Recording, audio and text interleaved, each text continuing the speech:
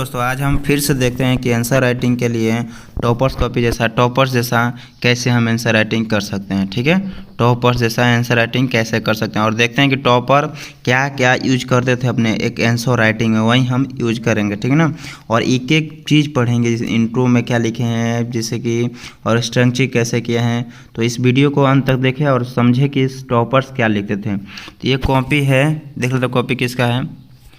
तो ये copy Mohanlal Yadav sir का है। ठीक है, इसमें नाम मिट गया शायद, मोहनलाल यादव सर का है, जो ऑल इंडिया रैंक 23 में ऑल इंडिया रैंक इनका 53 आया है। मोहनलाल यादव सर का ये कॉपी है। ठीक है, तो मोहनलाल यादव सर। चलिए देखते हैं, पहले क्वेश्चन पढ़ते हैं और फिर क्या लिखे ये भी देखते हैं। क्वेश्चन पढ़ते हैं पहले। उपयुक्त उदाहरणों की सहायता से चर्चा कीजिए कि पर्यावरणीय दबाव समूह भारत में पर्यावरण नीतियों के संबंध में सार्वजनिक भागीदारी और अनुक्रियाशीलता को कैसे बढ़ाते हैं। ठीक है, ये लिखे। तो देखिए ये क्या लगेगा, पर्यावरणीय दबाव समूह गैर राजनीतिक प्रकृति का ऐसा समूह है जो नीति निर्माण निर्णय प्रक्रिया में पर्यावरणीय संधारणीय की वकालत करते हैं। एकदम नाइसली कंक्लूड इसको कहा जा सकता है, नाइसली इंट्रो कहा जा सकता है इसको। ठीक है ना, उसके बाद देखिए क्या लिखा है और बताएं कि ईपीजी, ठीक है ना, इन्वायरमेंटल प्रोटेक्शन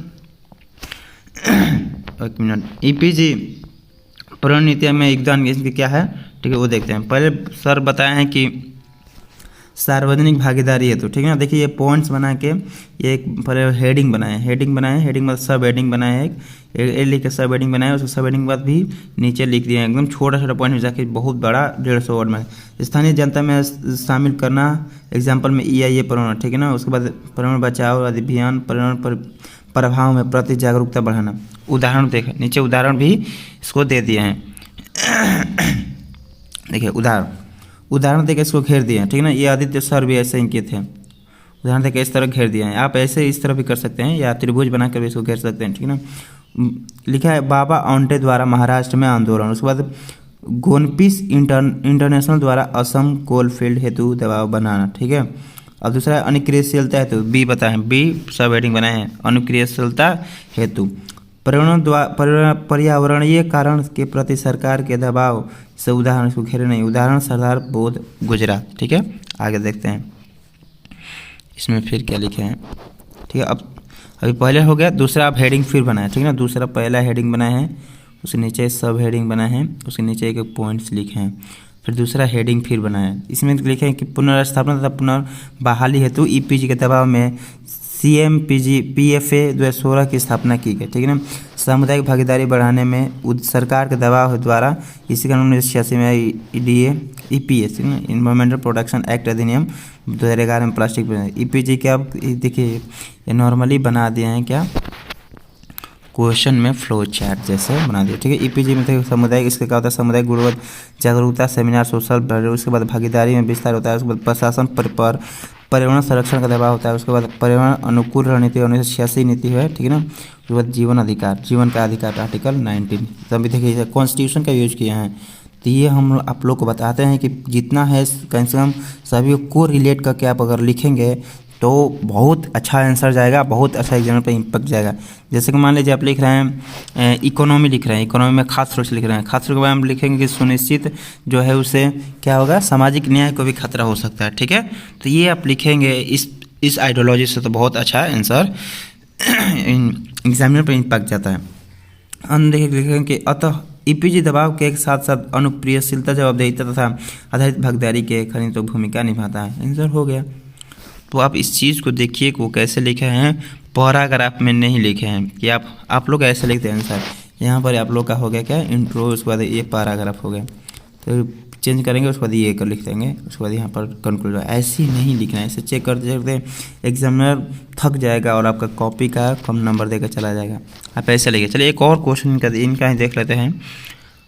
ठीक है, इनका ही एक और क्वेश्चन, कोई अच्छा सा क्वेश्चन देख लेते हैं।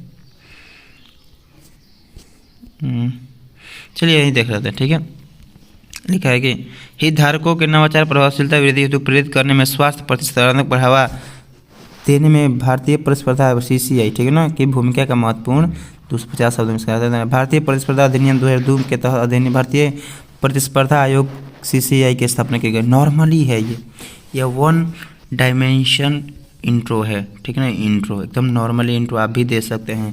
जैसे कि मान लीजिए पूछा है पर्यावरण अधिनियम एक्ट 1986, उसको बता दिए 1986 में अधिनियम का बना हुआ था, उसके तहत कुछ और बना दी भारतीय, नॉर्मली कुछ लिख दीजिए, आपका यह इंट्रो हो जाएगा। उसके बाद लिखा है कि इसके प्रमुख उद्देश्य क्या थे, स्वास्थ्य पर, देखिए उद्देश्य भी ऐसे लिखे हैं, ये नहीं कि नीचे लिखे हैं, या आप ऐसे भी लिख सकते हैं, ऐसे लिख के आप ऐसे ऐसे ऐसे ऐसे कर सकते हैं, ठीक है, या ऐसे ऐसे ऐसे कर सकते हैं, बहुत अच्छा जाएगा इम्पैक्ट, ठीक है।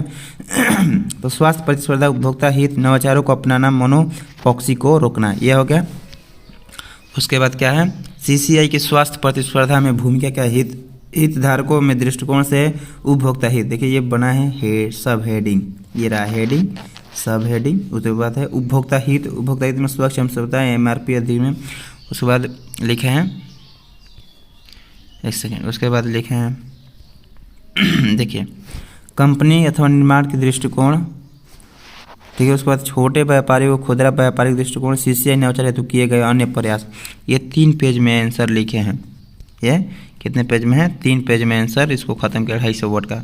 ई तकनीकी, ई कॉमर्स हेतु ONDC, MSc की ई कॉमर्स अन्य प्रयास है, ठीक है ना, MNC। उसके बाद ई कॉमर्स स्वयं सेवा, उसके बाद इस प्रकार सीसीआई के अधिनियम, बस आंसर खत्म हो गया, ठीक है। 2 इसमें टॉपिक बनाए बड़ा बड़ा, बस सब हेडिंग बना के उसका आंसर लिखे हैं। ये बहुत अच्छा आंसर ऐसे लिखा जाता है दोस्तों। आप लोग देखिए और टॉपर्स नोट और इसको देखिए और इसको स्वीकार कीजिए और अपना लिखिए, सुधार कीजिए अपने में, ठीक है, लिखने का प्रयास कीजिए। तो आज की वीडियो में इतना ही रुकते हैं, धन्यवाद दोस्तों।